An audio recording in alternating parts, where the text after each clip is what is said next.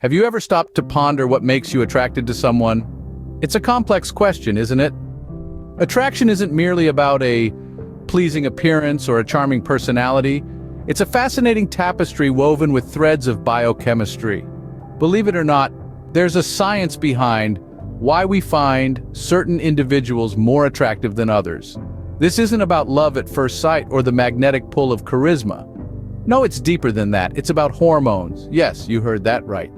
The secret agents of our bodies, hormones, play a crucial role in the intriguing game of attraction. They influence our decisions, our desires, and yes, even our attractions. It's like they're the invisible cupids firing arrows, dictating who we get drawn to. It's a fascinating realm of biochemistry and psychology intermingling, shaping our perceptions and feelings. So, what are these mysterious hormones that play Cupid in our lives? Stick around to find out.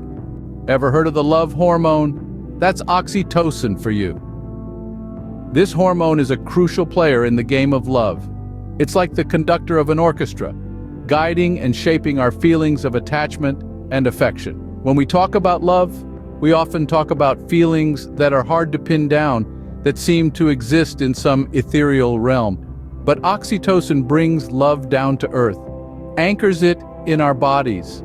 It's released during those intimate moments of human connection. Think about hugging a loved one, holding hands with your partner, or gazing into the eyes of someone you care about. All these actions trigger the release of oxytocin, and when oxytocin floods our system, it does some pretty amazing things. It's like a key that opens the door to trust and bonding.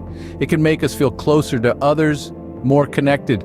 It fosters a sense of safety and security, which are fundamental to love and attachment. But oxytocin isn't just about love in a romantic sense. It's also involved in mother-infant bonding, in friendships, and even in the relationship between humans and their pets.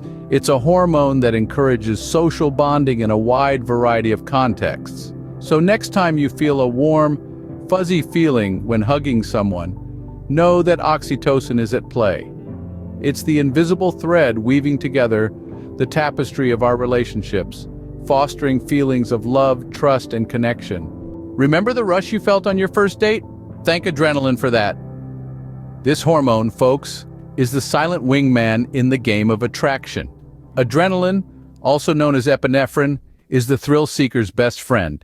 It's what gives you that exhilarating rush when you're stepping onto a roller coaster, or, in this case, when you're stepping into a promising romantic situation. Now, here's the science bit. During moments of high emotion or excitement, your adrenal glands pump this hormone into your bloodstream. This triggers a cascade of physiological responses. Your heart rate increases, your pupils dilate, and you may even start to sweat a little. Sound familiar? That's your body responding to the potential of love and attraction.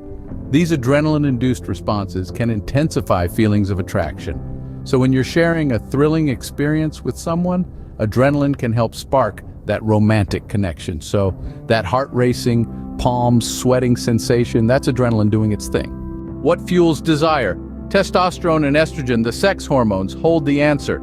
Dive deeper into the human body, and you'll find these two hormones playing a crucial role in the dance of attraction. These are not just your average hormones, they are the maestros conducting the symphony of sexual desire and physical attraction. Testosterone, often associated with males, is actually important for both sexes when it comes to desire. In men, it's responsible for the deep voice, muscular build, and body hair, traits that can magnetize potential partners. In women, it boosts sexual desire and can enhance physical traits like toned muscles, which can be equally attractive. Now let's turn to estrogen. This hormone is typically linked with women, but it's also present in men, just in smaller quantities. In women, estrogen is the force behind the development of breasts and the widening of hips, features that can draw the attention of potential partners. It also regulates a woman's menstrual cycle, playing a key part in fertility, an aspect that, whether consciously or subconsciously, can factor into attraction. But estrogen's role doesn't stop there.